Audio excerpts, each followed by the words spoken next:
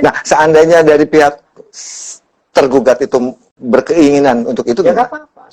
Saya kan bukti kan gini loh bro, orang mencari penegakan hukum itu untuk kepentingan keadilan, bukan permusuhan bro. Ini yang harus dipahami. Siap. Saya mencari penegakan hukum itu bukan mencari musuh. Justru orang mencari penegakan hukum ini mencari kawan, supaya orang yang bermusuhan itu nanti sadar, oh ya bener ya, yang bener ini loh gini ini, gitu. Bukan kayak kamu ribut di medsos, nulis saya anak kecil, saya anak TK gitu-gitu. Sabar, perasaan nggak pernah nulis di medsos. Itu namanya nggak dewasa bro. Kalau orang dewasa itu ya kita ini tuduhan tanpa bukti nih, Gros. Kapan nulis di medsos? Bukti, ya? Iya, sorry bro. Kapan? Berarti tadi Gros nulis. Ya, nggak keliru ya? Iya. Kapan keliru, Gros? Nggak keliru ya, berarti nggak keliru. Kapan Gros nulis di medsos? Nggak keliru ya berarti. Dijelasin dong Bang, apa yang dimaksud dengan islah? Banyak anggota yang nggak tahu nih. Iya, ada pertanyaan. Ya, ini, bro. Pertanyaan.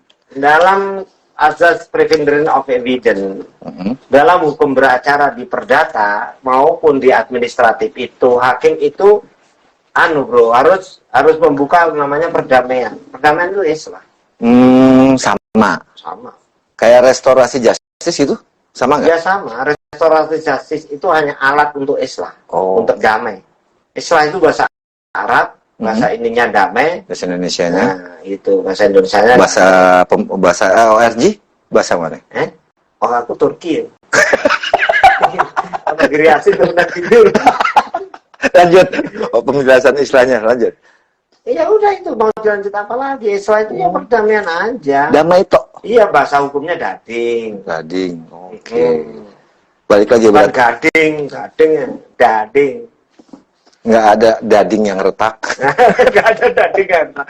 Justru nggak ada dading yang retak. Lu namanya sudah damai kok retak. Iya, damai itu merekatkan lagi bro. Iya, bukan. Nggak ada dading yang retak. Kamu pinter bukan filosofi baru. Nggak ada dading yang retak. Plesetannya betul. Nggak ada dading yang retak. Kebetulan. Berarti kalau seandainya dari pihak tergugat mau berdamai, terima. Dengan senang hati. Ada syarat? Ada. Oke. Syaratnya ya harus dipanggil, diundang di ini. Nggak dipanggil karena bukan. Itu saya kan bukan bawahan. Bukan, maksudnya diundang ke kementerian atau di hadapan hakim?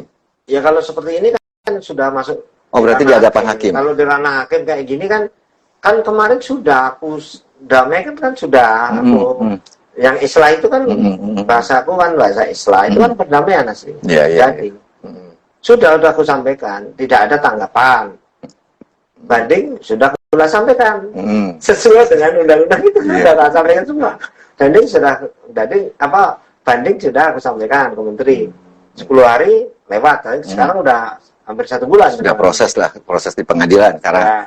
Berarti kalau ada kalau dia mau berdamai, maunya berarti di depan hakim berarti sekarang. Atau bisa bisa tergantung dia. Kalau damai karena kalau enggak ya dia cabut, aku cabut gitu aja. Nanti kan itu selo aja kalau merasa sebagai teman, sebagai sahabat. Kenapa harus? Kan tidak menuntut keadilan itu kan bukan berarti memusuhi. Sama saya tadi sampaikan sama teman-teman, saya menuntut keadilan ini bukan berarti saya bermusuhan dengan Pak Cahyo. Pak Cahyo tetap sahabat saya. Bukan berarti saya memusuhi Pak Cahyo gitu loh. Ada pertanyaan lagi. Tapi kenapa kata-kata istilah kode banyak diperolok di medsos? Ya kan kita harus maklum bro. Sekarang pertanyaan saya, yang biasa membuli itu orang dewasa apa anak-anak? Kalau ngeliat umurnya itu dewasa sih. Bukan, yang biasa membuli. Oh, bocah SD biasa. Kenapa? Bocah lu gini. Kenapa dia berasa bully? Karena merasa lucu, karena merasa itu, karena akal sehatnya belum sampai. Sekarang saya tanya, anak-anak itu udah masuk 13-20 enggak?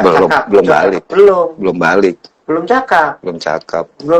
Kenapa belum cakap? Undang-undang mengatur cakap. Karena dianggap pikirannya itu belum sampai. Nah, kalau orang-orang yang kenapa saya tidak pernah membalas di fitnah, di apa-apa di medsos nggak membalas? Karena saya itu memposisikan sebagai orang tua. Orang tua itu walaupun anaknya bully, walaupun anaknya ini atau adiknya nakal atau ini atau kakaknya mungkin kurang kedewasaannya telat, kalah dewasa dengan adiknya, pasti orang yang merasa sudah tua itu diem, nggak mau, karena diammu itu aulia semut. Aulia semut hitam apa semut merah, Bang? Ya. Kalau ini kayaknya yang menang nggak, bukan semut merah nih. Semut hitam ya? Bukan hitam juga. Apa tuh? Semut bako. Semut bako. Kamu belum pernah lihat? Belum. Ada semut ngangrang. Oh, rang-rang. Ya, itu kalau gigit sakit tahu. Nah iya. Itu yang menang. Yang menang. Udah terakhir ada yang ingin sampaikan nggak? Guruan. Iya, ya. Terakhir sebelum Kak Gros tutup, ada yang ingin sampaikan Kak Kang Bro dengan hasil persidangan hari ini kepada teman-teman? Ya itu tadi, bahwa menegakkan keadilan itu bukan berarti mencari musuh, justru mencari kawan. Karena dengan tegaknya keadilan itu, maka tidak ada lagi permusuhan. Oke. Ya itu aja. Kenapa harus menyampaikan apa lagi? Oke. Dengan tegaknya keadilan, maka tidak ada permusuhan. Karena memang yang dituju Kang Bro menegakkan yang keadilan. Sekarang terjadi permusuhan, polarisasi itu karena tidak ada kepastian, karena tidak ada keadilan. Kalau ada keadilan nggak mungkin ada permusuhan, ada ini. Anggotanya semua damai, tentram. Ini agak di luar nih, ada yang WA ke Gros. Boleh dijawab, boleh nggak nih? Kalau Bang WA berapa sekarang? Oh, enggak, bukan itu. Enggak, kalau itu mau saya jawab. Istrinya berapa? Mau berapa? Sekarang kalau mau tambahin satu boleh, tambahin dua boleh. Orangnya nonton loh. Istri saya? Iya. Lu istri saya udah ACC kok. Kemarin bukan itu. Kemarin bilang, badannya arti, mohon maaf ya, Gros nggak nanya loh. Badannya. Saya minta maaf duluan ya, Badar. Mohon maaf, bukan saya yang nanya. Saya khawatir gini. Jangan-jangan Mahfud ini disuruh istriku ngawal aku ngikut tidur di kamar. Enak aja tidur. Sampai kamarnya sampai ini loh, sampai apa? Tak kali kan yang smoking gara-gara kamu. Karena kalau bicara ke melalui batas kewenangan ini kan karena kalau kamu itu ngikuti aku terus, caranya aku kan nggak bisa dong. Ada cewek cantik gak bisa. Makanya ajak kalau ngambil jangan satu, dua. Enak, adil dong ya, masa satu. Ada tamu juga ditunggu. Ya, satu lagi. Ini ada yang WA bicara ke batas kewenangan melampaui batas kewenangannya dan sebagainya. Pasal 17 sama pasal 18. Itu kan terkait dengan kasus yang di Pulau Sumatera. Masih tahu lah. Yang Sumatera enggak terbuka aja. Itu kan enggak pidana. Oh gitu. Yang dipecat atau di ini apa? Yang sudah masuk ke dalam Mbak Elvira.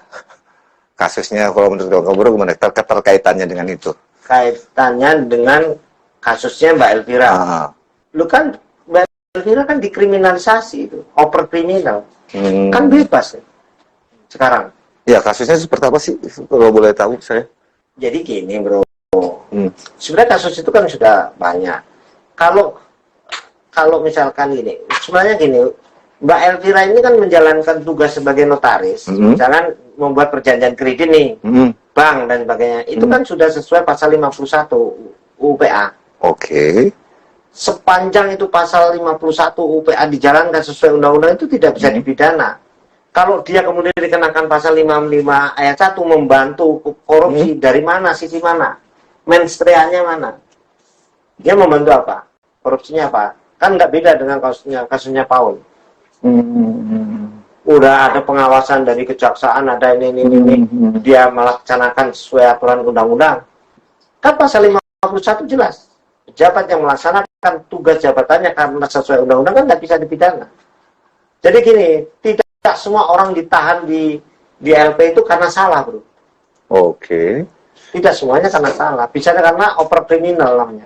Kalau bahasanya orang dikriminalisasi. Over kriminal atau kriminalisasi? Ya, dikriminalisasi. Kalau saya mengikut secara akademis over kriminal. Over kriminal. Karena itu perdata, tapi melampaui kewenangan sampai ke pidana.